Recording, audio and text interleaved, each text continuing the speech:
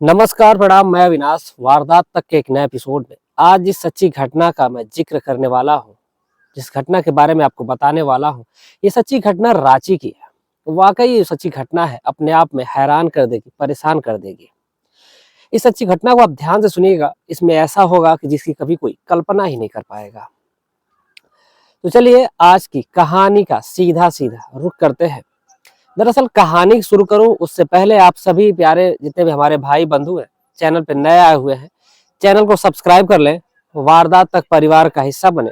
क्योंकि आप लोगों ने अगर चैनल सब्सक्राइब नहीं किया है, आप लोग चैनल सब्सक्राइब कर लेंगे तो जो हमारे चैनल पे जो कहानी पड़ेगी वो आप लोगों तक सबसे पहले आएगी। तो इसलिए मैं प्रतिदिन कहता हूँ, और इस परिवार में 18,000 यानी 18,000 से ऊपर लोग इस परिवार में जुड़ चुके हैं, इस परिवार का हिस्सा बन चुके हैं।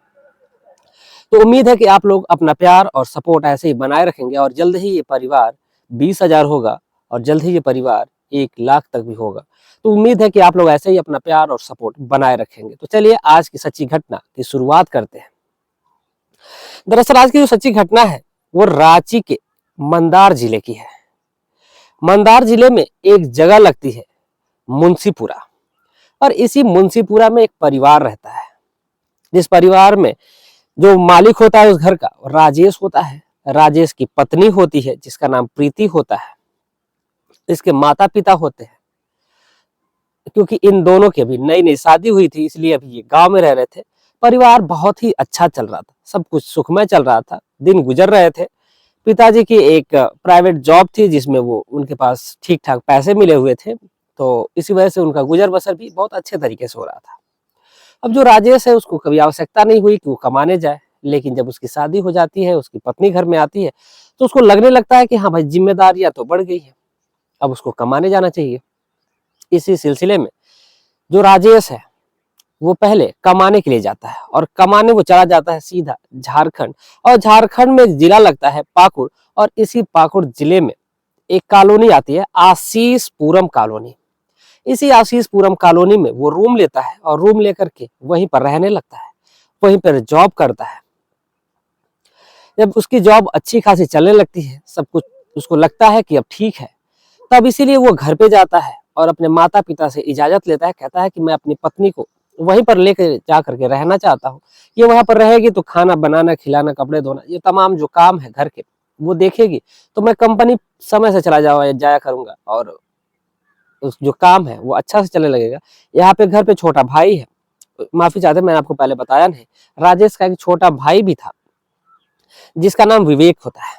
वो आता है जब तो कहता है कि विवेक घर पे ही है, तो सारा काम जो होगा घर का वो देख लेगा, बाकी मैं इसको अपने साथ लेके जाऊंगा तो वहां पर दिक्कत मुझे नहीं होगी। तो जो माता पिता है, कभी भी माता पिता तो यही चाहेंगे कि जो उनका बेटा है वो कभी भी उसको दुख ना हो। अब इसलिए वो भी हामी भर देते हैं, और जो बेटा है अपनी पत्नी को लेकर के चला जाता है। लेकिन वो एक बार भी नहीं सोचता है कि घर में जो बूढ़ी माँ है वो घर में कैसे रहेगी, कैसे खाना बनाएगी, कैसे अकेले खाएगी। परिवार में 3 लोग रहते हैं, यानी कि एक बेटा होगा, पति होगा, और वो बूढ़ी माँ होगी। ये वो जो बूढ़ी माँ है उस बुढ़ापे में कैसे अपने बेटे को, अपने पति को खाना बनाकर खिलाएगी। लेकिन माँ ने एक बार भी नहीं कहा कि हाँ बेटा तू अपनी पत्नी को घर पे छोड़ो। उसने कहा कि ठीक है, लेकर के जाना चाहते हो तो खुशी से लेकर के चले जाओ। अब इसलिए जो राजेश है वो अपनी पत्नी को लेकर के उसी झारखंड के आशीषपुरम कॉलोनी में चला जाता है और वहीं पर रहने लगता है। इन दोनों के बीच में काफी प्रेम भी था, सब कुछ अच्छा चल रहा है। जो प्रीति है वो प्रतिदिन अपना काम करती, लेकिन जब वहां पहुंचती है तो उसके पास एक कीपैड फोन होता है। जब कीपैड फोन होता है तो फिर पति जब बाजार काम पे चला जाता है तो वो घर में अकेली हो जाती है। तो वो एक दिन अपने पति से डिमांड करती है, वो कहती है कि अगर आपके पास अगर कुछ पैसे हो तो मुझे एक फोन खरीद के दे दीजिए, एंड्रॉयड फोन खरीद के दे दीजिए। आप चले जाते हैं तो मैं घर में काम धाम करने के बाद अकेली हो जाती हूँ, तो फिर समझ में नहीं आता कि मैं क्या करूँ, आखिर सोऊं भी तो कब तक सोऊं। तो पति कहता है कि ठीक है, कहता है कि सैलरी आने दो। महीने की 3 तारीख को उसकी सैलरी आती थी। तो 3 तारीख जैसे ही आती है तो जो राजेश है अपनी पत्नी के लिए एक एंड्रॉयड स्मार्टफोन रियलमी का खरीद करके दे देता है। पत्नी के पास स्मार्टफोन हो जाता है, उसमें व्हाट्सएप, इंस्टाग्राम और फेसबुक जैसी जो तमाम ऐप है वो इंस्टॉल हो जाते हैं, आईडी बन जाती है, और पत्नी जो है वो सबका यूज करने लगती है। अब वो दिन भर अपने काम में मस्त रहती है, सब कुछ सही चल रहा था। जो राजेश है इधर कंपनी जाता है, तो कंपनी में ही उसकी एक मुलाकात एक लड़की से होती है। और जो लड़की है जिसका नाम होता है सपना, सपना दिखने में बेहद खूबसूरत थी। उसको देखने के बाद जो राजेश है उसका ईमान डोल जाता है, घर में खूबसूरत पत्नी हो। एक पुरानी कहावत है कि दूसरे की बीवी और खुद का बेटा सबको पसंद आता है। तो यही हाल होता है कुछ राजेश के साथ। राजेश की जो पत्नी है वो दिखने में तो बेहद खूबसूरत थी और थी भी बेहद खूबसूरत थी, सुशील थी, लेकिन उसके बावजूद भी जो राजेश है उसका मन जो है वो विचलित हो जाता है, और वो भी उस सपना नाम की लड़की पे होता है। जो सपना दिखने में बेहद खूबसूरत भी थी, और उसकी बॉडी को जब देखता है तो वह फिसल जाता है। और जो सपना है वो भी राजेश को देखती है तो उससे दोस्ती करना चाहती है। अब इन दोनों के मन में चेष्टा होती है कि ये दोनों दोस्ती करें, और ये दोनों दोस्ती कर भी लेते हैं। जब इन दोनों के बीच में जब दोस्ती होती है तो फिर जो सपना है वो कुछ दिन इन दोनों के बीच बातचीत चलती है, लेकिन जो सपना है वो कहती है कि मैं इस कंपनी से रिजाइन देने वाली हूँ, मुझे दूसरी कंपनी से अच्छे खासे ऑफर आ रहा है और सैलरी भी अच्छी मिल रही है, तो मैं इस कंपनी को रिजाइन दे दूंगी। तो जो राजेश है वो कहता है कि ठीक है, अगर तुम रिजाइन दे दोगी तो कोई बात नहीं, अगर हम लोगों को मिलना रहेगा तो हम लोग कहीं भी मिल लेंगे। तो वो कहती है कि ठीक है। अब इन दोनों के बीच बातचीत जारी होती है। सपना ने रिजाइन दे दिया और दूसरी कंपनी ज्वाइन कर लेती है। अब इन दोनों के बीच बातचीत होती रहती है, कभी कैफे में, कभी अलग अलग जगहों पे ये दोनों मिलते रहते हैं। अब फिर जो सपना है एक दिन उसको कहती है कि एक काम करिए, आप घर पे आइए। तो वो कहता है कि ठीक है। और जो राजेश है वो उस सपना के घर पे पहुंचता है। और जब सपना के घर पे पहुंचता है तो फिर जो सपना है उसके लिए खाना बनाती है, तमाम तरीके के पकवान बनाती है और उसकी अच्छे से खातिरदारी करती है। उसके अच्छे से खातिरदारी होने के बाद जो राजेश है और जो सपना है ये दोनों बातचीत करते रहते हैं। बातचीत करते करते ये दोनों इतने मस्त हो जाते हैं कि फिर ये दोनों कब एक दूसरे के पास आ जाते हैं, इन दोनों को पता ही नहीं चलता है। इन दोनों के बीच शारीरिक संबंध बनना जब शुरू होता है तो जैसे ही इन दोनों के बदन से सारे कपड़े अलग होते हैं और जैसे ही राजेश उसके साथ संबंध बनाने के लिए तैयार होता है, तब तक उसके होश ही उड़ जाते हैं। अब जब उसके होश इसलिए भी उड़ जाते हैं क्योंकि उसको पता ही नहीं था, उसने कभी कल्पना ही नहीं की थी कि जब वो उसके साथ संबंध बनाने जाएगा तो उसके साथ इतना भयानक हादसा हो जाएगा। दरअसल जो सपना नाम की लड़की थी वो कोई लड़की नहीं थी, बल्कि वो एक किन्नर था। अब जब किन्नर था तो फिर उसके सामने ये उसके साथ संबंध कैसे बनाए, लेकिन फिर भी किन्नर भी संबंध बनाते हैं, इसके लिए तमाम वीडियो भी पड़ी है। तो इन दोनों के बीच राजेश और सपना के बीच संबंध बनते हैं, यानी कि सपना जो किन्नर है, इन दोनों के बीच जब संबंध बनते हैं तो फिर अब ये जो संबंध बनने का सिलसिला है जब शुरू होता है तो फिर थमने का नाम ही नहीं लेता है। वक्त गुजर रहा था, वक्त गुजरने के साथ साथ ये जो सपना है और राजेश है ये दोनों एक साथ रहने लगे। अब जब भी राजेश को मौका मिलता ये सपना के साथ रहता। सपना ने पूछा कि तुम्हारी शादी हुई है, तो वो कहता है कि नहीं, मेरी शादी तो नहीं हुई है। जब ये बात सपना सुनती है कि राजेश की शादी नहीं हुई है तो फिर वो कहती है कि एक काम करते हैं कि तुम मुझसे शादी कर लो, तुम्हें कंपनी जाने की भी जरूरत नहीं होगी, जो भी तुम्हारा खर्चा होगा वो मैं उठाऊंगी, जितने भी तुम्हें पैसे रुपए की जरूरत होगी वो सारा मैं दिया करूंगी। लेकिन जो राजेश है वो कहता है कि नहीं, मैं शादी तो तुमसे कर लूंगा लेकिन मैं कंपनी जाना नहीं छोड़ूंगा। तो वो कहती है कि ठीक है। अब इन दोनों ने मंदिर में शादी रचा ली और शादी रचाने के बाद फिर जो दोनों है वो एक साथ रहने लगते हैं। अब जो सपना है, सपना किन्नर है, इसका एक भाई भी होता है जिसका नाम राहुल होता है। यानी कि ये जो सपना है अपने भाई के साथ ही रहते थे, यानी राहुल के साथ ही रहते थे। राहुल बगल वाले कमरे में रहता था। ये दोनों कभी कभी मतलब कि एक दूसरे के साथ ही रहते थे, भाई और बहन। अब जो राजेश है, अब ये दोनों पति पत्नी की तरह रहते हैं। अब इधर जो पत्नी उसकी है सपना, माफी चाहते जो प्रीति है, ये दिन रात में तो उसके साथ रहता था, लेकिन जब दिन में आता था तो कभी कंपनी जाता था, कभी नहीं जाता था। अब ये दिन में उस किन्नर के साथ रहता था, यानी कि जो सपना किन्नर थी उसके साथ रहता था।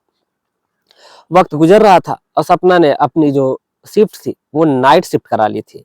डे में वो उसके साथ रहता था और रात में उसके साथ रहता था।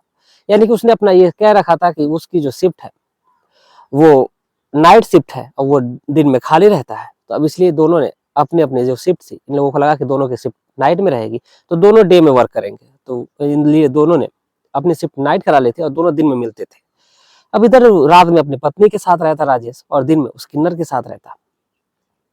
अब एक दिन वो अपने पत्नी से एक बहाना करता है, कहता है कि उसको किसी काम से बैंगलोर जाना है, उसकी कंपनी ने उसको 1 महीने के लिए बैंगलोर भेजा हुआ है।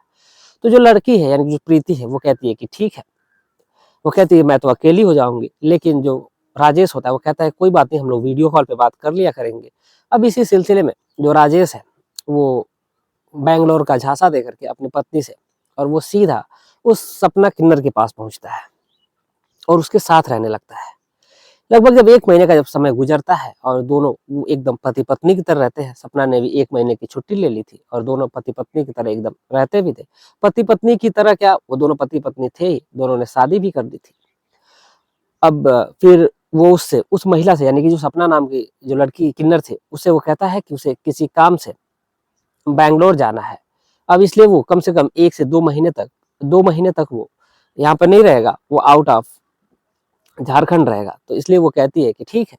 अब जो राजेश है वो सीधा अपने वहां से घर पहुंचता है, अपनी पत्नी के पास पहुंचता है और जब भी इसको मौका मिलता तो वो सपना से फोन पे बात कर लिया करता। अब दोनों एक साथ रहने लगे, प्रीति और ये राजेश दोनों एक साथ रहते। दिन में वो काम करने के लिए चला जाता, रात में घर पे रहता। और उसने फिर ये भी कह दिया कि उसने 1 महीने की छुट्टी ले ली है और वो कंपनी में छुट्टी भी ले लिया था। अब इधर जो कंपनी में उसने इतनी छुट्टियां मारी थी कि उसके जो कंपनी वाले थे उसको कंपनी से हटाने का निर्णय लेते हैं और उसको कंपनी से निकाल भी देते हैं। अब चूंकि उसके पास पैसे की भी तंगी रहती थी, इसलिए जो सपना किन्नर थी उसको पैसे रुपए दिया करती थी, जो भी उसको जरूरतें थी वो पूरी किया करती थी। अब इधर जो राजेश है अपनी पत्नी के साथ है, प्रीति के साथ वक्त गुजर रहा है। अब फिर ऐसे ही तमाम बहाने करता और वो कभी किन्नर के पास चला जाता तो कभी अपनी पत्नी के पास रहता। अब ये बातें उसकी पत्नी को खटक रही थी। एक दिन जैसे उसकी पत्नी, दोनों पास में सोए हुए थे, शारीरिक संबंध बनाने के बाद जब दोनों खाली होते तो जो उसकी पत्नी है जब राजेश सो जाता है तो उसका फोन लेकर के चला रही होती है। तब तक उसने कुछ फोटो अपनी खींची थी गैलरी में। जब गैलरी ओपन करती है तो देखती है, जब गैलरी स्क्रॉल कर रही होती है तो देखती है कि उसका जो पति है किसी एक लड़की के साथ कैफे में बैठा हुआ है। अब जब इस चीज को वो देखती है तो जो राजेश है वो रात में सोया रहता है, इसलिए सोचती है कि क्या ही इनकी नहीं डिस्टर्ब करना, जब सुबह में जगेंगे तो पूछ लेंगे। अब इसलिए जो सपना है जैसे वो जगता है सुबह में तो फिर उससे पूछती है कि आखिर ये जो लड़की है इसमें आपके साथ बैठी वो कौन है। तो जो राजेश है वो बात को घुमाते हुए कहता है कि ये जो लड़की है इसका नाम सपना है और ये मेरी कंपनी में ही जॉब करती है। अब इसलिए हम लोग जब लंच का टाइम था तो हम लोग बाहर गए हुए थे कैफे में, तो बैठे हुए थे तो इसलिए हमने सेल्फी ले ली थी। तो वो कहती है कि ठीक है। उसने भी ये सोचा कि ये तो आम बात है, दोस्ती में तो ये सब जायज है, फोटो खींचना या फिर इधर उधर शेयर करना ये सब तो आम बात होती है। अब इसी को लेकर के जो प्रीति है इस बात को लाइटली लेती है और इस बात को नजरअंदाज कर देती है। अब इधर जब वक्त गुजरता है, अब जो किन्नर है उसके साथ ये जब नहीं आता है तो उसको बेचैनी होती है। राजेश को वो फोन करती है और वो कहती है कि मुझे तुम्हारी जरूरत है, तुम आओ। तो जो राजेश है अपनी पत्नी से बहाना करता है और बहाना करके सपना किन्नर के पास पहुंच जाता है। सपना किन्नर के पास जब पहुंचता है तो फिर इन दोनों में बातचीत होती है, दोनों शारीरिक संबंध बनाते हैं। लेकिन इस बार जो सपना है वो कहती है कि मुझे तुम्हारे साथ जो तुम शारीरिक संबंध बना रहे हो उससे मैं संतुष्ट नहीं हो पा रही हूँ। अब इस वजह से जो राजेश है वो सीधा वहां से उठता है और जाता है एक मेडिकल शॉप पे और फिर वहां से कुछ पावर बढ़ाने की दवा लाता है और दवा खा करके फिर उसके साथ शारीरिक संबंध बनाता है और इतना ज्यादा शारीरिक संबंध बनाता है कि जो महिला है वो बीमार पड़ जाती है। यानी कि जो किन्नर है महिला, वो जब बीमार पड़ जाती है तो फिर अगले दिन जो राजेश है वहां से निकल जाता है और निकल करके वो घर पहुंच जाता है। अब ऐसे ही जो सिलसिला था ये चल रहा होता है बारी बारी से। अब आखिर जो महिला किन्नर है उसको कहीं ना कहीं शक हो जाता है कि आखिर ये जो राजेश है जब इसकी शादी भी नहीं हुई है तो ये रूम पे अकेले क्या करता है, अकेले क्यों रहता है। अब इसको कहीं ना कहीं संदेह हो जाता है। अब इसी तरह जो सपना है वो जब बैठी रहती है तो फिर वो सोचती है कि उसका जब फोन चेक कर रही होती है तो उसके भी फोन में वो उसकी पत्नी यानी कि जो प्रीति होती है उसका फोटो देखती है। जब उसकी फोटो देखती है तो फिर वो उससे भी पूछ लेती है कि आखिर बताओ ये कौन है। तो वो भी जो राजेश है वो कहता है ये मेरी भाभी है और भाभी के साथ मैं गया था घूमने के लिए तो उसके साथ मैंने फोटो खींच ली थी। तो वो कहती है कि ठीक है। अब जब इस बात की उसको भनक लगती है तो फिर वो कहीं ना कहीं उसको संदेह हो जाता है। अब जब संदेह होता है राजेश को सपना को, तो वो कहती है कि एक काम करते हैं, अपने भाई को कहती है कि जब राजेश यहाँ से निकलता है, राजेश जब चला जाता है तो कहती है अपने भाई को बुलाती है और कहती है कि चलो राजेश का पीछा करना है, मुझे कुछ तो गड़बड़ लग रहा है। अब जब ये बात है उसका भाई सुनता है तो वो कहता है कि ठीक है। अब दोनों बाइक पे सवार होते हैं और आगे आगे राजेश चल रहा है, पीछे पीछे ये भाई और बहन चल रहे हैं। यानी कि जो राहुल है और जो सपना है, ये दोनों चल रहे हैं। अब दोनों साथ साथ चल रहे हैं। जैसे ही राहुल माफी चाहते, जो राजेश है, राजेश जब पहुंचता है वहां से, तकरीबन उस कॉलोनी से, यानी कि जो आशीषपुरम कॉलोनी थी, उस कॉलोनी से जब आगे चलता है, कुछ दूर पहुंचता है, यानी कि लगभग 10 से 15 किलोमीटर की जो दूरी थी, जब उस दूरी तय करता है, तो फिर वो अपने कॉलोनी में पहुंचता है। और आशीषपुरम कॉलोनी में पहुंच करके जब वहां पर वो अपनी पत्नी के साथ रहता है, उसके कमरे पर पहुंचता है। अब जब कमरे पे पहुंच रहा है तो फिर वो अंदर जाता है, और अंदर जाने के बाद जो राहुल है और सपना है कुछ देर इंतजार करते हैं, और फिर जाकर के दरवाजा खटखटाते हैं। दरवाजा खटखटाने के बाद जो महिला है, उसकी यानी जो पत्नी है प्रीति, वो दरवाजा खोलती है। और दरवाजा खोलने के बाद जब देखती है कि ये तो वही महिला है जिसकी इन्होंने बात करी थी, जो इनकी दोस्त है, तो फिर वो पूछती है कि राजेश है क्या घर पे। वो महिला होती है, कहती है कि हाँ बिल्कुल है वो। तो फिर वो राजेश को बुलाती है, वो कहती है कि आपकी दोस्त आई हुई है। जब ये बात राजेश सुनता है तो वो कहता है कि मेरी कौन दोस्त है जो यहाँ पर आएगी, और मेरी तो कोई दोस्त ऐसी है नहीं, जो लड़की वो भी है। और फिर जब वो बाहर आता है दरवाजे के पास, जब देखता है कि सपना है, तो उसके चेहरे की हवाइयां उड़ जाती है और उसका चेहरा लाल पड़ जाता है। अब जब लाल पड़ जाता है उसका चेहरा, तो फिर आखिर वो परेशान है, हैरान है कि आखिर अब क्या वो करे। तो जो सपना है उस औरत से पूछती है, यानी कि प्रीति से वो पूछती है कि आप कौन है। तो जो प्रीति होती है कहती है कि मैं इनकी पत्नी हूँ। अब इस पर जो सपना है वो कुछ बोलती नहीं है, वो कहती है कि ठीक है। लेकिन जो प्रीति है वो पूछती है कि आप तो इनकी दोस्त है ना। तो सपना जो है वो कहती है कि हाँ मैं इनकी ही दोस्त हूँ। एक बात तो है किन्नर में कि अगर उनको पता होता है कि इसका परिवार है, तो कभी उसका परिवार वो तोड़ती नहीं है। ये उनके अंदर बहुत अच्छाई होती है। और ऐसा ही कुछ उन्होंने मिसाल की पेश किया। ये जो सपना नाम की किन्नर है, इन्होंने एक मिसाल पेश की, और वहां पर उसकी पत्नी के सामने कोई भी शब्द नहीं बोला। उन्होंने कहा कि ठीक है, और हाल चाल लिया राजेश से, और फिर कहा तुम कंपनी क्यों नहीं आ रहे हो, और तमाम ऐसी बातें किया। और उसके बाद फिर वहां से उठी वो, और फिर सीधा अपने कमरे पे चली जाती है। कुछ समय बीतता है तो राजेश भी उसके पास चला जाता है, और पास जाकर के उसको समझाने की कोशिश करता है। लेकिन जो किन्नर है, सपना है, वो ये बात समझने के लिए तैयार नहीं होती है, और वो कहती है कि नहीं तुमने बहुत गलत किया है। अगर तुम्हारी पत्नी थी तो तुमने मुझसे क्यों शादी की, अपनी पत्नी की भी जिंदगी तबाह कर रहे हो, और मेरी भी जिंदगी तबाह कर रहे हो। इससे अच्छा है कि मैं अकेले थी, अकेले ही रहती, कम से कम तुम पर भरोसा तो नहीं करती। और तुम्हारी वजह से एक तुमने जो पत्नी लाई हुई है उसकी जिंदगी खराब हो रही है। अब इधर जो लड़का है राजेश है, अब वो दोनों तरफ के प्यार में मजबूर है। वो किन्नर को भी नहीं छोड़ना चाहता और अपनी पत्नी को भी नहीं छोड़ना चाहता। अब दोनों के प्रेम में वो पागल है कि आखिर वो करे भी तो क्या करे। अब इसी चक्कर में जो राजेश है, वो उस महिला के साथ वो कहती है कि एक काम करो कि तुम या तो मेरे ही साथ रहो या तो उसके साथ रहो।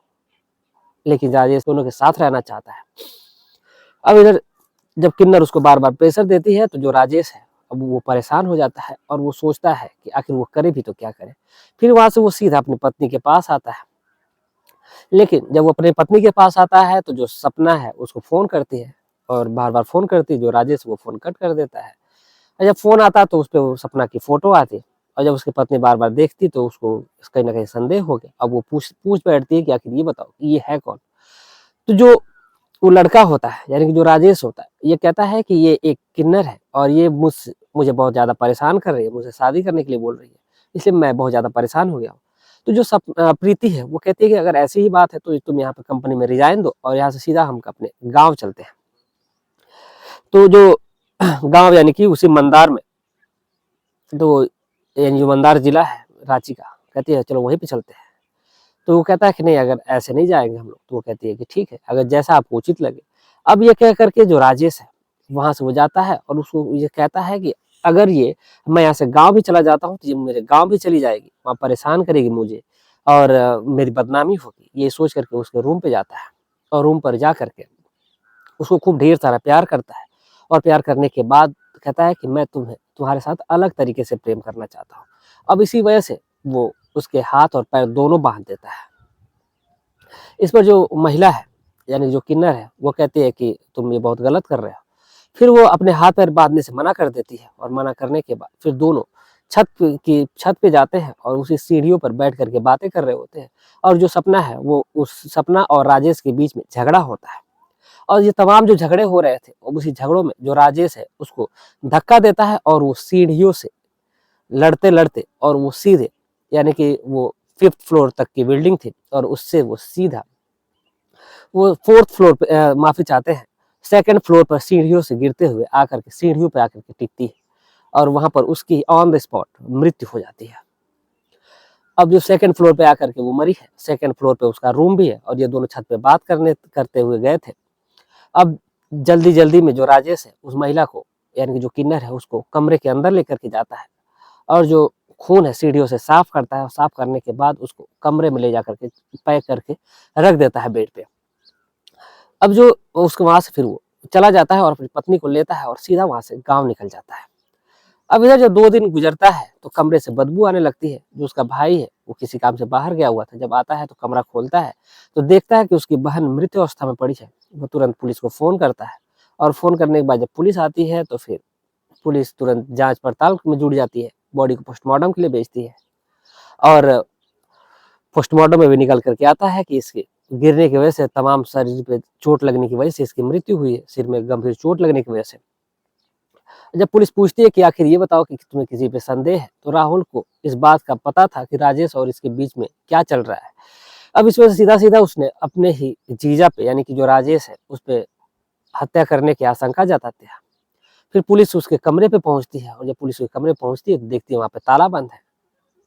और फिर पुलिस फिर उसके पते पे, यानी कि जो आधार कार्ड होता है, कंपनी से आधार कार्ड निकलती है, उसका पता निकालती है और फिर उसके गाँव पहुँचती है और गाँव पहुँच कर के वहाँ से जो राजेश है, राजेश को पुलिस अरेस्ट करती है। साथ ही साथ जब पत्नी ने पूछा कि आखिर हुआ क्या है, तो पत्नी के जो पुलिस है सारी बातें बताती है, उसके माता-पिता से और परिवार के सभी लोग थे, सबसे ये बातें बताती है कि हाँ, इसने क्या किया है और पुलिस गंभीर धारा में एफआईआर लिखती है और उसको वहाँ से अरेस्ट करके थाने में लाती है और उसके खिलाफ गंभीर, यानी 302 हत्या का जो मामला होता है उसके और तमाम जो रेप की धारा होती है, तमाम जो केस होते हैं, सब उस पे डाले जाते हैं और डाल करके उसको जेल की सलाखों के पीछे डाल दिया जाता है। इधर जो पत्नी है अपने सास-ससुर और देवर के साथ घर पे अब रह रही है। बाकी जो इसकी सज़ा है वो कोर्ट तय करेगा कि आखिर क्या करना है। तो देखिए दोस्तों, बुरे काम का बुरा नतीजा होता है। शायद वो चाहता तो उस मामले को रफ़ा-दफ़ा भी कर सकता था। अच्छे से समझा करके, जान समझ-बूझ के इस बात को टाल दिया जा सकता था। बाकी इस पूरे घटनाक्रम को सुनाने का उद्देश्य किसी की भावनाओं को ठेस पहुँचाना नहीं है, बल्कि आपको जागरूक और सचेत करना है। आप जहाँ रहें, स्वस्थ रहें, सुरक्षित रहें। जाते-जाते कुछ हमारे दोस्त हैं, कुछ हमारे मित्र हैं, भाई हैं, बहन हैं, जिन्होंने कमेंट किया है। मैं प्रतिदिन उनके नाम बोलता हूँ और अपने इस परिवार के साथ शेयर करता हूँ। तो आज भी वो नाम है, एक सुल्तान न्यूज़ करके इनकी आईडी है, इन्होंने बहुत प्यारा कमेंट किया है, तो मैं आपको तहे दिल से शुक्रिया करता हूँ कि आपने इतना प्यारा कमेंट किया है। एक फूड रिव्यू शो करके इनकी आईडी है, ये दुबई से हमारे वीडियो देखते हैं और ये वहाँ पर ब्लॉग बनाते हैं। तो उम्मीद है कि आप अपना जो प्यार और आशीर्वाद दे रहे हैं हमें, ये इसके लिए मैं काबिल हूँ और तमाम सभी लोगों का तहे दिल से शुक्रिया करता हूँ कि आप लोग इतना प्यार और सपोर्ट बनाए रख रहे हैं। अगले नंबर पे हैं दीपक नेरी जी, देवीलाल जी, स्वरूप गांधवी जी, एक भारत न्यू भूषण करके हैं अंबाला से, रामेश्वर प्रसाद जी हैं, भारतीय नागरिक हैं, इनकी आईडी है। तो इनको भी मैं तहे दिल से शुक्रिया करता हूँ कि आप तमाम जो चैनल वाले लोग हैं हमारे वीडियो को शेयर करते हैं और अपने अपने अपने परिवार के साथ, जो यानी कि जो आपका परिवार है, जो एक चैनल का जो जो इसमें लोग जुड़े हुए हैं, उनके साथ हमारे वीडियो शेयर करते हैं। तहे दिल से इसके लिए शुक्रिया। अगले नंबर पे हैं राहुल कुमार जी, सतीश देसाई जी, खालिद कलाम जी, वीर कुमार जी, वाहिनी न्यूज़ से इनकी भी आईडी है, के.एस. जायसवाल जी, इमरान खान जी। आप तमाम लोगों का तहे दिल से शुक्रिया कि आप लोग इतना प्यार और सपोर्ट बनाए रख रहे हैं। उम्मीद है कि आप लोग ऐसे ही अपना प्यार और सपोर्ट बनाए रखेंगे। कहानी जो सच्ची घटना थी, आप अपनी राय इसके बारे में कमेंट में लिखिएगा कि कैसी थी और क्या सही है, क्या गलत है, ज़रूर लिखिएगा। मिलते हैं कल शाम 7:30 बजे एक और सच्ची घटना के साथ। तब तक के लिए जय हिंद, जय भारत।